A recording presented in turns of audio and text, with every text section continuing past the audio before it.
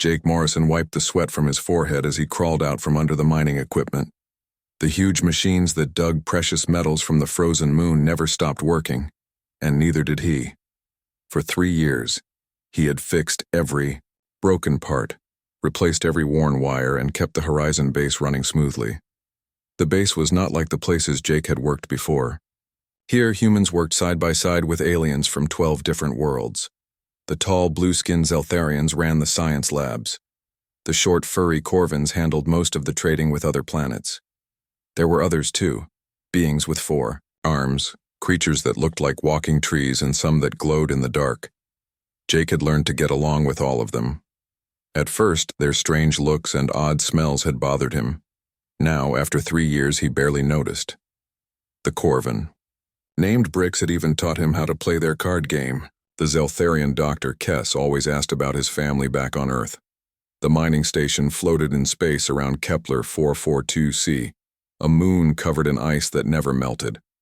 The moon had no air to breathe, so everyone lived inside the base. Through the thick windows, Jake could see the endless white surface below and the bright stars above. It was beautiful but cold and empty. On this day, Jake was fixing the air recycler in Section 7 when the alarm started ringing.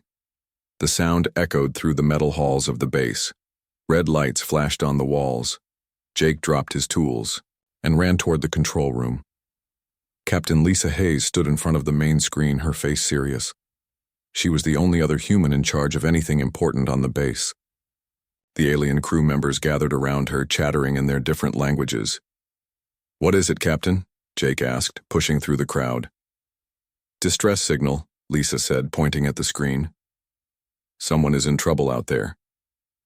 On the screen, Jake could see a small ship drifting through the asteroid field. It was badly damaged, with holes in its side and no lights showing.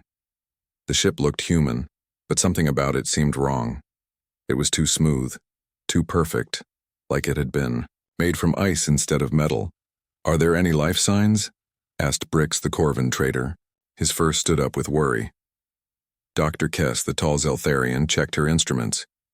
"Yes, one being alive inside. The readings are strange, though. Very cold." "We have to help them," Lisa said. "Jake, can you and Bricks get that ship into our docking?" "Bay?" Jake nodded. He and Bricks had done this kind of rescue before. They put on their spacesuits and used the base's mechanical arms to grab the damaged ship. It took 2 hours to pull it inside and make sure the docking bay was safe. When they opened the airlock, cold air rushed out. Jake felt it even through his thick suit. The inside of the rescue ship was covered in frost, and ice crystals floated in the air like tiny diamonds. In the middle of the ship, they found her. She looked human, but Jake had never seen anyone so beautiful. Her skin was pale as snow, and her long hair was white as winter clouds. She wore a simple dress that seemed to be made of silver threads. Her eyes were closed, and she was not moving. "Is she dead?" Bricks whispered. Jake knelt down beside her. He could see her chest moving up and down slowly. "No, she's breathing, but she's very cold." They carried her to the medical bay where Dr. Kess was waiting with her equipment. Jake noticed that the woman's skin felt cold even through his gloves, but not in a bad way. It was like touching smooth ice on a hot day. When they placed her on the medical bed, she opened her eyes. They were the color of winter sky, pale blue with white around the edges. She looked at Jake first, then at the others. "Where am I?" she asked. Her voice was soft and musical, like wind through ice caves. "You're safe," Jake said. "We found your ship. You were drifting in space." She tried to sit up, but Dr. Kess gently pushed her back down. "Please, let me check you for injuries," the Zeltharian doctor said. "What is your name?" Captain Hayes asked from the doorway. "Lyra," the woman said. "My name is Lyra." "Where did you come from, Lyra?" Lisa continued. "Your ship is not in our records." Lyra looked confused. "I'm not sure. I remember being very cold and sleeping for a long time. Before that..." She closed her eyes and shook her head. "I can't remember much before that." Dr. Kess began her examination. She used a small device to check Lyra's temperature and heart rate. Everything seemed normal except that Lyra's body temperature was much lower than it should be. She needs to warm up, Dr. Kess said. Her body temperature is dangerous. A young Corvin named Nix stepped forward. He was training to be a doctor and always wanted to help. I can assist you, Dr. Kess, he said. Thank you, Nix, Dr. Kess replied. Please help me move her to the warming bed. Nix reached out to help lift Lyra. The moment his furry hand touched her arm, something terrible happened. Nix's body went completely still. His brown fur turned white, then gray, then clear like glass. In less than 5 seconds, he had become a statue made of ice. His eyes were still open, but they saw nothing. Everyone in the room screamed. Dr. Kess jumped backward. Captain Hayes reached for her weapon. Jake stared in shock at what had been his friend just moments before. Don't touch me, Lyra cried, tears running down her face. Please, everyone stay away from me. But it was too late. In his panic, Dr. Kess had grabbed Nix's shoulder to try to help him. The same thing happened to her. The tall, blue-skinned alien became solid ice, her face frozen in an expression of surprise and fear. Everyone out, Captain Hayes shouted. Everyone out of the medical bay now. The other alien crew members ran from the room. Jake started to follow them, but he stopped at the door. Lyra was sitting on the medical bed, sobbing. She looked so alone and frightened. I'm sorry, she whispered. I'm so sorry, I didn't mean to hurt them. Jake looked at the 2 ice statues that had been his friends. Then he looked at Lyra. Something inside him said that she was telling the truth. This was not her fault. Jake, get out of there. Captain. Hayes called from the hallway, but Jake did not move. Instead, he stepped closer to Lyra. It's okay, he said quietly. We'll figure this out. No, Lyra said, holding up her hands. Don't come near me, I'll hurt you too. Maybe not, Jake said. He was not sure why, but he felt that he would be safe. Let me try. Before anyone could stop him, Jake reached out and touched Lyra's hand. Nothing happened. Lyra stared at him in amazement. You're not freezing, she whispered. No, Jake said, squeezing her hand gently. I'm not. From the hallway, Captain Hayes watched in disbelief. All around her, the alien crew members whispered in their different languages. They were afraid, and Jake could not blame them. In 5 minutes, everything had changed. 2 of their friends were dead, turned into ice by a touch. And somehow Jake was the only one who could safely be near the woman who had killed them. He had no idea that his life, and the life of every human in the galaxy, was about to change forever. The news spread through Horizon Base like fire. Within an hour, every crew member knew that 2 aliens had died by turning into ice. They knew that the strange woman in the medical bay was dangerous. Most importantly, they knew that Jake Morrison was the only person who could touch her and live. Captain Hayes called an emergency meeting in the main conference room. Jake sat at the long table with 20 other humans from the base. The alien crew members joined by video link from their quarters, too afraid to be in the same room where they might accidentally touch Lyra. We have a serious problem, Captain, Hayes began. 2 crew members are dead. We have a woman who kills by touch and we don't know why she's here or what she wants. Commander Voss, the Zeltharian security chief, appeared on the main screen. His blue face was darker than usual with anger. This woman is a weapon, he said. She must be contained or destroyed before she kills more of us. She's not a weapon, Jake said quietly. She was crying when Nix and Dr. Kess died. She didn't want to hurt them. Doesn't matter what she wanted, growled Captain Rax, a Corvin military officer. She's dangerous. My people are talking about leaving the base. If we all leave, who will run the mining operation? Asked Helen Park, the human head of operations. The company expects us to keep working. The company can find new workers, Rax replied. Dead workers can't mine anything. Jake stood up from his chair. I'll stay with her. I'll make sure she doesn't hurt anyone else. Absolutely not, Captain Hayes said. We don't know why you're immune to her power. It might not last. Someone has to talk to her, Jake insisted. She might know what's happening to her. She might know how to stop it. For the next 3 days, the base was divided. The human crew members continued their work, but the aliens stayed in their own sections. They installed new locks on the doors between sections and posted guards to make sure Lyra could not leave the medical bay. Jake brought her food 3 times a day. Each time he found her sitting alone, staring out the small window at the frozen moon below. She barely ate anything. She barely spoke. "Tell me about your ship," Jake said on the 3rd day as he set down her dinner tray. Lyra looked at him with her pale blue eyes. "I don't remember much about it. I was sleeping for a long time." "How long?" "I'm not sure. It felt like forever." She picked up a piece of bread and nibbled it slowly. "Jake, why don't you freeze when you touch me?" "I don't know," he admitted. "Maybe I'm different somehow." "Different how?" Jake sat down in the chair next to her bed. "My grandmother used to tell stories about our family.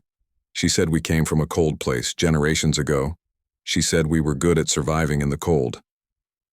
"What kind of cold place?" "She never said. Exactly. Just that it was very cold. And very far away." Jake watched Lyra's face carefully. "Does that mean anything to you?" Lyra was quiet for a long moment. "I dream about cold places," she finally said. "Cities made of ice.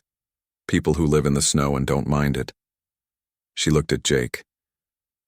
"In my dreams, there are people like you. People who can touch the ice people without dying." That night, Jake had strange dreams too. He saw vast cities, built from white stone and crystal. He saw people with pale skin and white hair, walking through snow that never melted. He saw ships that looked like they were carved from ice, flying between distant stars. When he woke up, he remembered his grandmother's stories more clearly.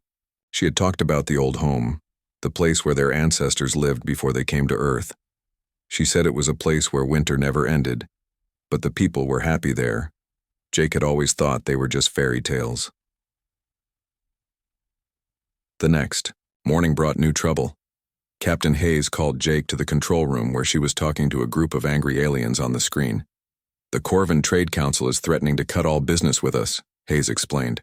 "They say we're harboring a dangerous creature. The Zeltharian Science Institute wants to send a research team to study Lyra." "What kind of research?" Jake asked, though he was afraid he already knew. "They want to take her apart," Hayes said grimly. "They want to understand how her power works. We can't let them do that. We might not have a choice. If we lose our contracts with the alien governments, this base will shut down. Everyone will lose their jobs." That afternoon, the first research ship arrived. It was a Zeltharian vessel, sleek and silver, bristling with scientific equipment. Dr. Vex, the lead researcher, was a tall, thin alien with cold black eyes. "Where's the specimen?" he asked as soon as he boarded the base. "She's not a specimen," Jake said. "She's a person." Dr. Vex looked at Jake like he was looking at a bug. "She is a dangerous creature that has killed 2 beings. She must be studied, so we can understand the threat she represents." "You can study her, but you can't hurt her," Captain Hayes said. "And only Jake can get close to her." "Unacceptable," Dr. Vex replied. "We need direct access." "Then you'll have to figure out how to study her from a distance," Jake said. Dr. Vex brought in special equipment that could scan Lyra through the walls. He set up cameras and sensors all around the medical bay. For 2 days he studied her from safe distances, but he learned nothing useful. "I need to touch her," he finally told Captain Hayes. "I need tissue samples." "You saw what happened to Dr. Kess and Nix," Hayes replied. "If you touch her, you'll die."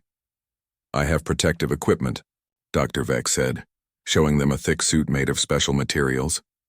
"This will keep me safe." Jake did not think the suit would work, but he could not stop Dr. Vex from trying. The alien scientist put on his protective suit and entered the medical bay. Jake stayed close behind him, ready to help if something went wrong. "Stay back, creature," Dr. Vex said to Lyra, raising a gloved hand. "I am here to study you." "Please don't touch me," Lyra begged. "I don't want to hurt you." "Your wants are irrelevant," Dr. Vex said.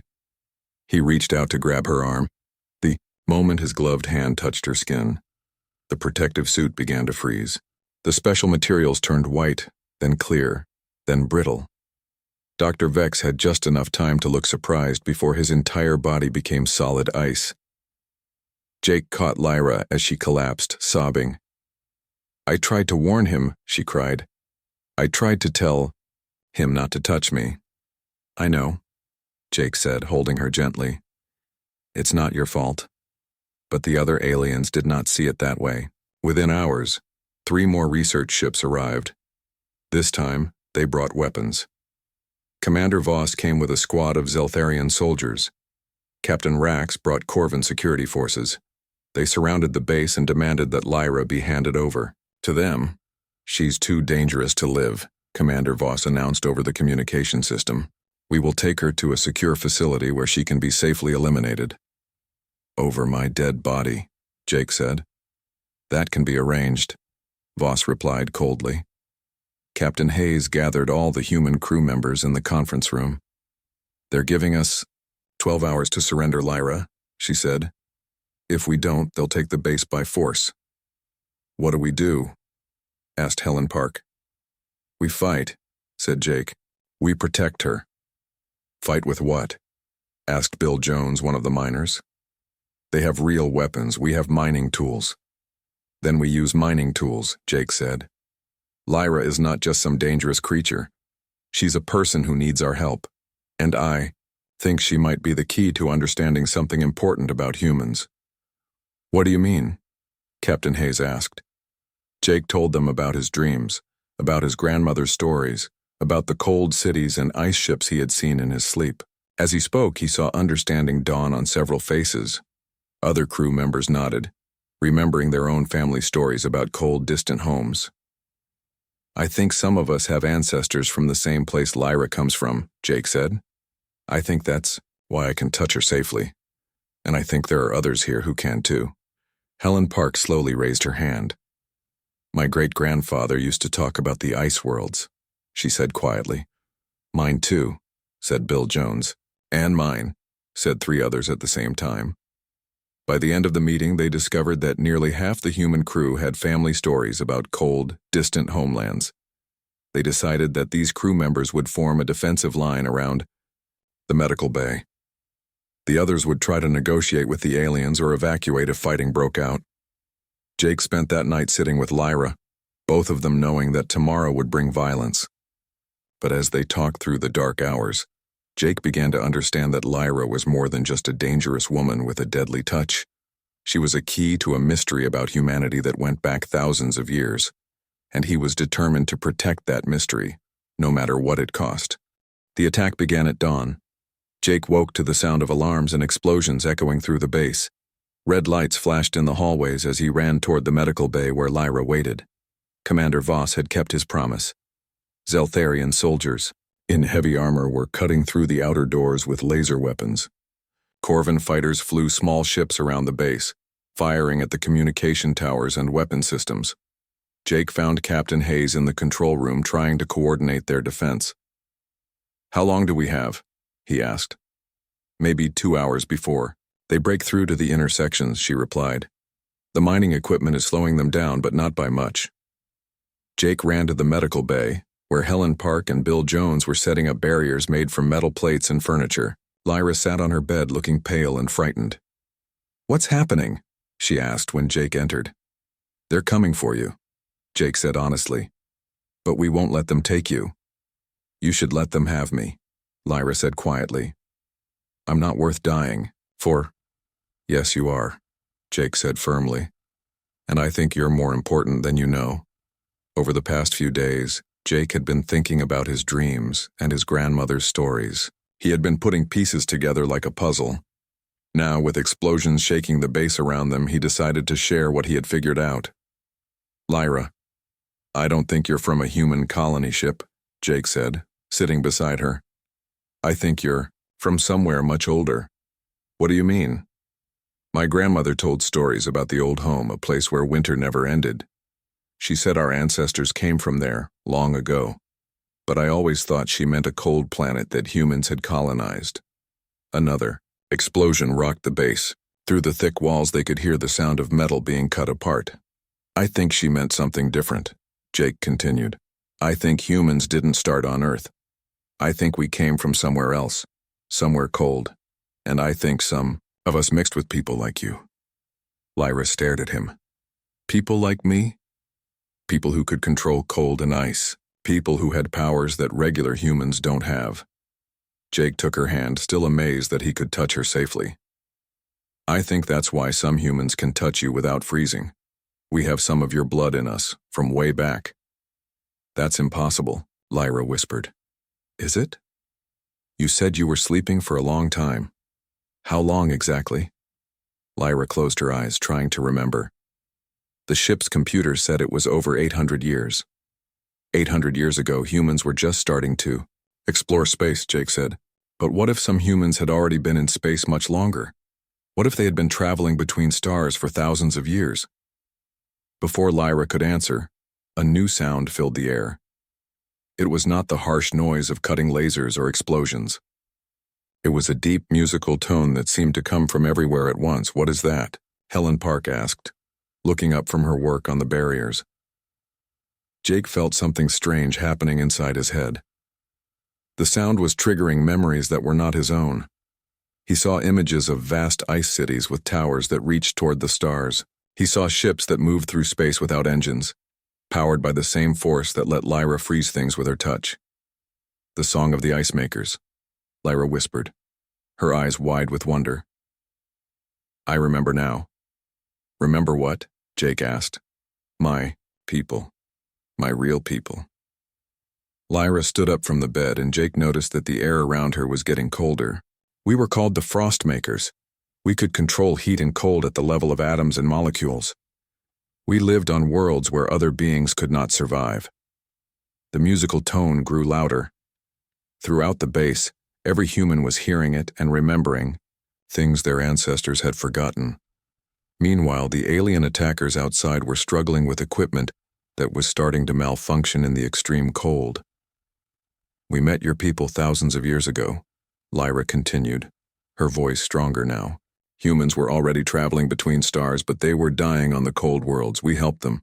We shared our knowledge. Some of us even had children together. What happened to the frost makers? Jake asked. We became too powerful, Lyra said sadly. Our abilities grew stronger with each generation. Eventually, we could freeze entire worlds with a thought. The galaxy became afraid of us. They hunted us down. The cutting sounds from outside suddenly stopped. Through the communication system, they could hear Commander Voss shouting orders, but his weapons were not working properly in the intense cold that was spreading through the base. My ship was a refugee vessel, Lyra explained. My parents put me in cold sleep and sent me away when our homeworld was destroyed. I was supposed to find other survivors, but I've been drifting in space for 8 centuries. Jake felt the pieces of the puzzle clicking into place. That's why humans are so good at surviving in cold environments. That's why we can live on ice moons and frozen planets where other species struggle. We have frostmaker genes in our blood. The musical tone reached a peak, and suddenly Jake understood what it was. It was not just a sound. It was a signal. A call that activated dormant genetic memories in anyone with frostmaker ancestry. Throughout Horizon Base, the humans with the right bloodlines were changing. Helen Park gasped as frost began forming around her hands.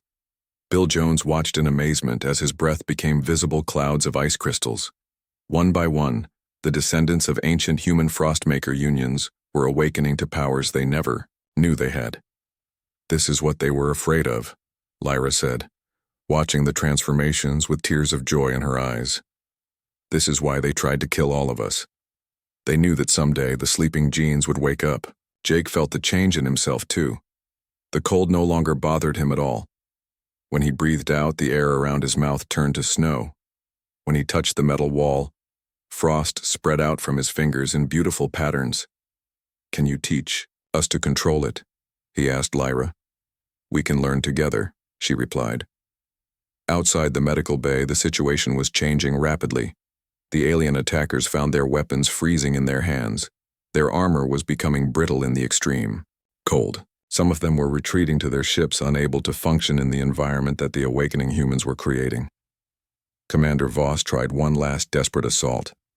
He and his remaining soldiers broke through the outer barriers and charged toward the medical bay. But they were met by Jake, Helen, Bill, and 6 other humans who now had control over ice and cold. The battle was brief. The humans did not try to kill the aliens. Instead, they froze their weapons and armor, leaving them helpless but alive. Within minutes, the entire attack force was sitting on the floor, shivering and unable to move in their frozen equipment. "This is impossible," Commander Voss said through chattering teeth. "Humans don't have these abilities." "We do now," Jake replied. "We always did. We just forgot." Captain Hayes arrived with the rest of the human crew. She stared in amazement at the scene before her. "What happened here?" "We remembered who we really are," Jake said. "Lyra helped us remember." Over the next few hours, as the alien attackers were held prisoner, Lyra told them the full story. She spoke of the ancient alliance between humans and Frostmakers, of the hybrid children who carried both human intelligence and Frostmaker powers, of the great diaspora when their enemies scattered them across the galaxy. "Your ancestors were the survivors," she told Jake. "They hid their abilities and lived as normal humans for thousands of years. But the genes were still there, waiting." "Waiting for what?" Jake asked. "Waiting for someone like me to wake them up," Lyra smiled. "Waiting for the right signal to activate them again." Jake looked around at his fellow humans, all of them still learning to control their new abilities. Helen was making intricate ice sculptures with her fingers. Bill was freezing and unfreezing water just by thinking about it. "What do we do now?" he asked. "Now we stop hiding," Lyra said. "Now we show the galaxy that humans are not just good survivors. We are the inheritors of one of the most ancient and powerful bloodlines in known space." Jake squeezed her hand, feeling the cold power flow between them. For the first time since this all began, he was not afraid of what came next. The galaxy had tried to destroy the Frostmakers once, but they had failed. The bloodline had survived in human DNA, waiting for the right moment to return. That moment had finally come. The message reached the Galactic Council within 6 hours. Commander Voss, sitting in his frozen armor aboard his damaged ship, sent an emergency signal to the capital world of Zentara Prime. The message was simple, but terrifying. Humans had developed deadly ice powers, and they were no longer defenseless. Jake watched the alien ships retreat through the observation windows of Horizon Base. Some of the vessels were so damaged by the extreme cold that they could barely fly. Others left crew members behind because their life support systems had failed in the freezing temperatures that the awakened humans had created. "They'll be back," Captain Hayes said, standing beside Jake. "And next time they'll bring more ships." "Let them come," Jake replied. He was still getting used to his new abilities.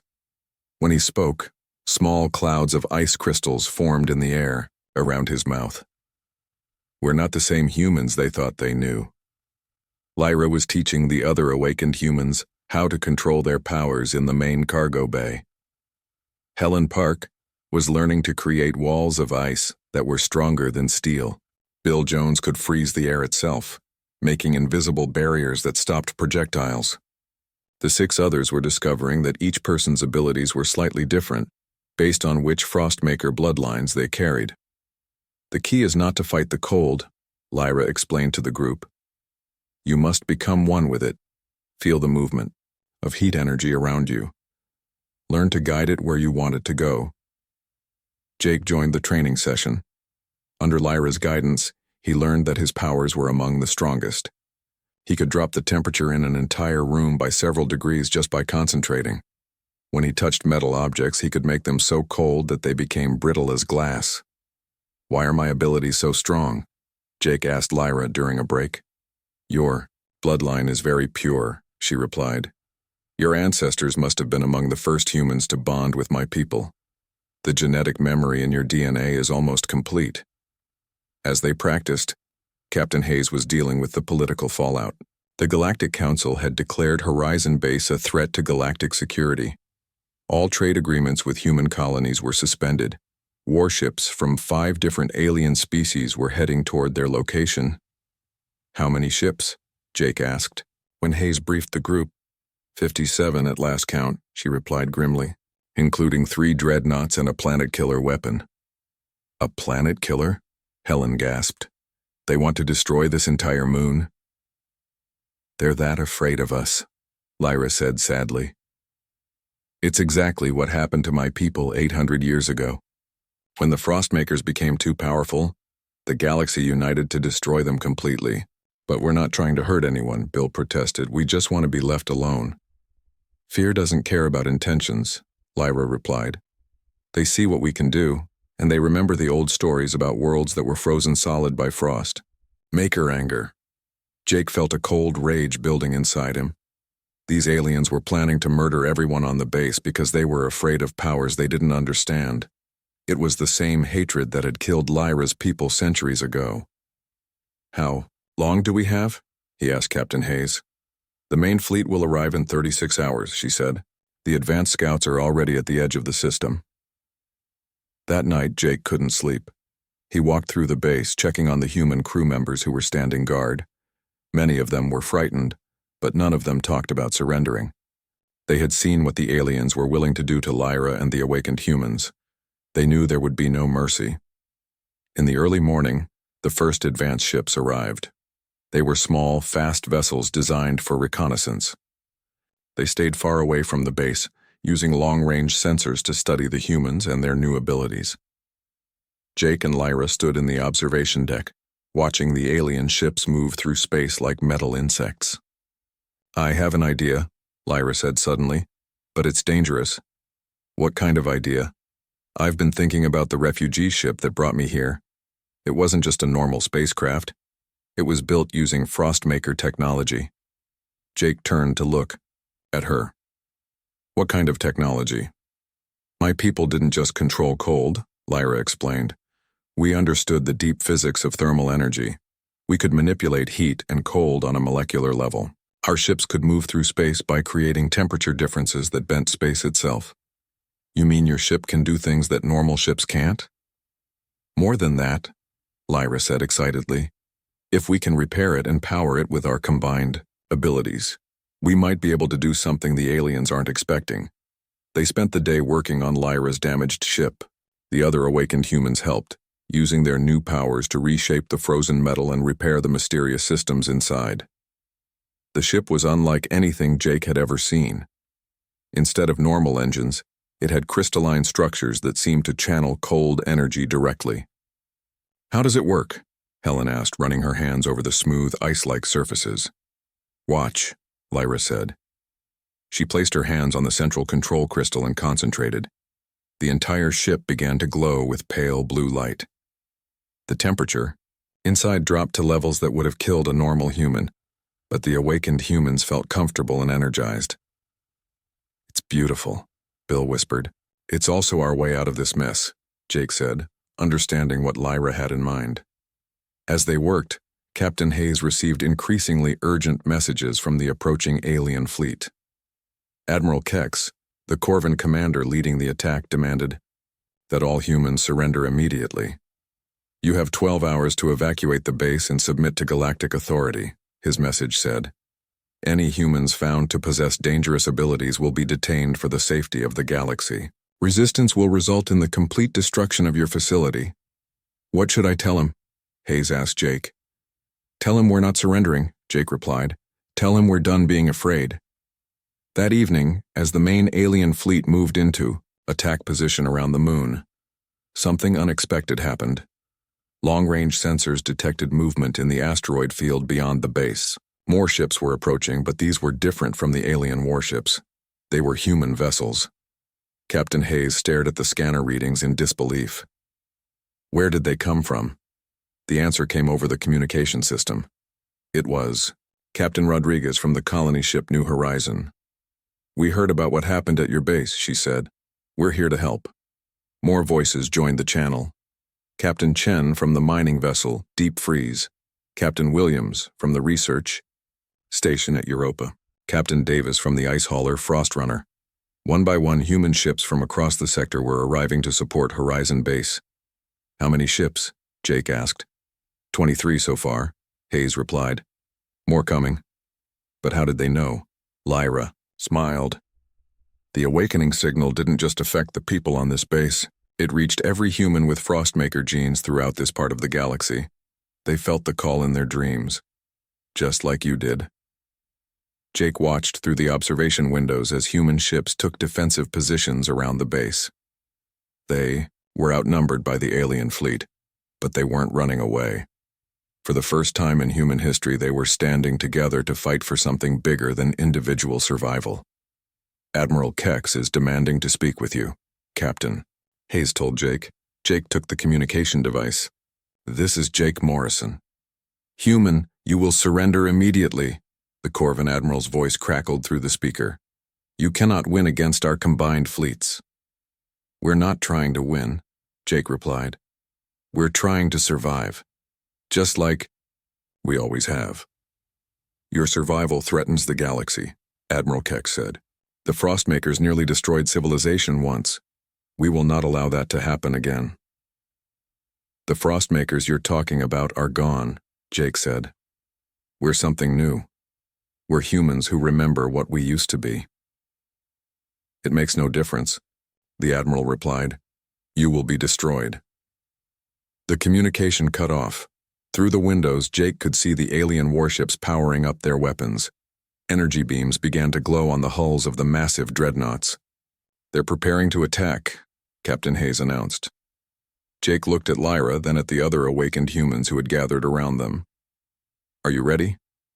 Ready for what? Helen asked. Ready to show them what humans can really do, Jake said. He took Lyra's hand, feeling the cold power flow between them. Ready to stop hiding. Outside, the first shots of the battle lit up the space around the frozen moon. But inside Horizon Base, something was happening that the galaxy had not seen for 800 years. The children of ancient Frostmakers and human explorers were remembering their true heritage, and they were preparing to fight for their right to exist. The battle began with a flash of light that could be seen from 3 star systems away. Admiral Kex fired the first shot, a massive energy beam from his flagship that was meant to destroy Horizon Base in a single strike. The beam never reached its target.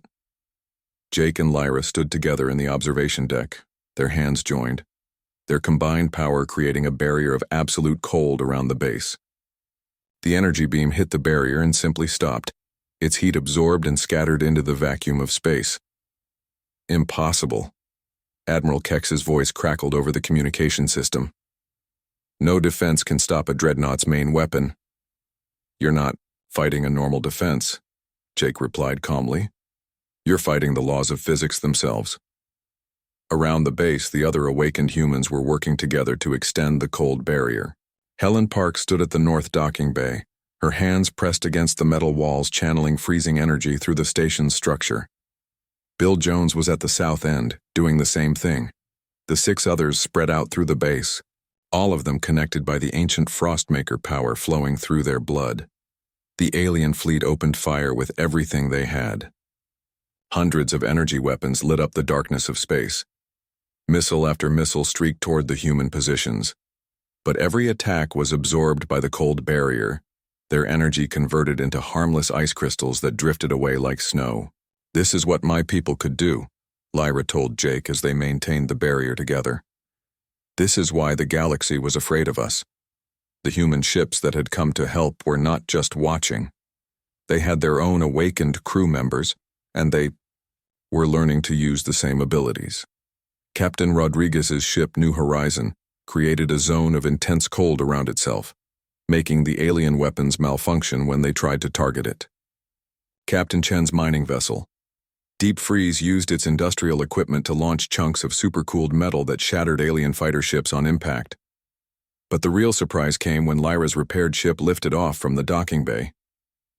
Jake was piloting the strange vessel, with Lyra beside him showing him how to interface with the Frostmaker technology. The ship moved through space unlike anything the aliens had ever seen. Instead of using normal engines, it created temperature differences that bent space itself. allowing it to appear and disappear like a ghost. "Target the flagship," Lyra said. "If we can disable Admiral Kex's ship, the others might retreat." Jake guided the ship through the alien fleet, avoiding their weapons by simply existing in pockets of space that were too cold for their sensors to detect. When they reached the massive Corvin dreadnought, Lyra placed her hands on the ship's control. "Systems, what are you doing?" Jake asked. "Something I should have done long ago," she replied. Power flowed through the ship's crystalline systems and out into space. But instead of creating a weapon, Lyra was doing something much more sophisticated. She was using her abilities to communicate directly with every awakened human in the battle. Suddenly, Jake could feel the presence of every person with Frostmaker blood in the entire star system. He could sense Helen and Bill back on the base. He could feel the awakened crew members on the other human ships. Most surprisingly, he could sense others he had never met. People on distant worlds who were just now discovering their heritage. "There are so many of us," Jake whispered. "More than the galaxy ever suspected," Lyra confirmed. The bloodline spread farther than anyone knew. Working together through their mental connection, all the awakened humans focused their power on a single target, Admiral Kex's flagship. They didn't try to destroy it. Instead, they did something much more impressive. They froze it. The entire dreadnought, over 2 kilometers long and containing 15,000 alien crew members, became encased in a shell of ice so thick and hard that nothing could break through it. The ship's weapons stopped working. Its engines went dead. Its communication systems failed. Inside the frozen ship, the aliens were safe. The ice shell protected them from the vacuum of space and kept their air supply intact. But they were completely helpless, trapped until the humans decided to free them. "Admiral Kex," Jake called over the communication system. "Can you hear me?" There was a long pause. Then the Corvin's voice came through, much quieter than before. "How is this possible?" "We told you," Jake replied. "We're not the same humans you thought you knew." One by one, the other alien ships in the fleet stopped firing. Their commanders were staring in shock at the frozen dreadnought, realizing that, if the humans could do that to their most powerful ship, they could do it to any of them. "What do you want?" asked Captain Voss, the Zeltharian commander of the second largest ship. "We want to be left alone," Jake said simply. "We want the right to exist without being hunted or killed for what we are." "The galaxy will never accept you," Voss replied. "You're too dangerous." "Then the galaxy will have to learn to live with danger," Lyra said, taking the communication device from Jake. "Because we're not going away. We're not going to hide anymore. And we're not going to let you destroy us like you destroyed my people 800 years ago." Over the next several hours, a tense negotiation took place. The alien fleet commanders spoke with their governments. Emergency sessions were held on Zentara Prime and the other capital worlds. The leaders of the galaxy had to face a new reality. Humans were no longer a minor species that could be ignored or controlled. Finally, Admiral Kex's voice came through the communication system again. "The Galactic Council has agreed to discuss terms." "What kind of terms?" Jake asked. "Recognition of human space as an independent territory," Kex replied reluctantly. "Withdrawal of all alien military forces from human colonies. Establishment of formal diplomatic relations." "And in return?" Lyra asked. "You agree not to use your abilities to attack other species," Voss added. "You stay in your own territory and leave the rest of the galaxy alone." Jake looked at Lyra, then at the other awakened humans who had gathered around them. Through their mental connection, he could feel the thoughts and feelings of hundreds of humans throughout the star system. They were tired of hiding. They were tired of being afraid. But they didn't want to become the monsters that the aliens feared. "We accept," Jake said finally. "But with one condition." "What condition?" Admiral Kex asked. "Any human who wants to join us can come freely," Jake replied. "No alien government can stop humans from choosing to embrace their Frostmaker heritage." There was another long pause as the alien commanders consulted with their leaders. Finally, they agreed. The frozen dreadnought was carefully thawed, its crew unharmed but deeply shaken by their experience. The alien fleet withdrew to the edge of the system, where they would wait for formal diplomatic teams to arrive and work out the details of the new agreement. Jake and Lyra returned to Horizon Base, where they found the human crew celebrating their victory. But Jake knew this was just the beginning. Word was already spreading through human space about what had happened. Colonies that had been struggling under alien oversight were declaring independence. Humans with dormant Frostmaker genes were awakening across the galaxy. "What happens now?" Helen Park asked as they gathered in the main conference room. "Now we build something new," Jake replied. "We create a place where humans can be what they really are without fear or shame." "Will the aliens keep their word?" Bill Jones asked. "Some will," Lyra said. "Others will try to find ways around the agreement. But it doesn't matter. We're strong. Enough now to protect ourselves." Jake looked out the observation window at the stars beyond the frozen moon.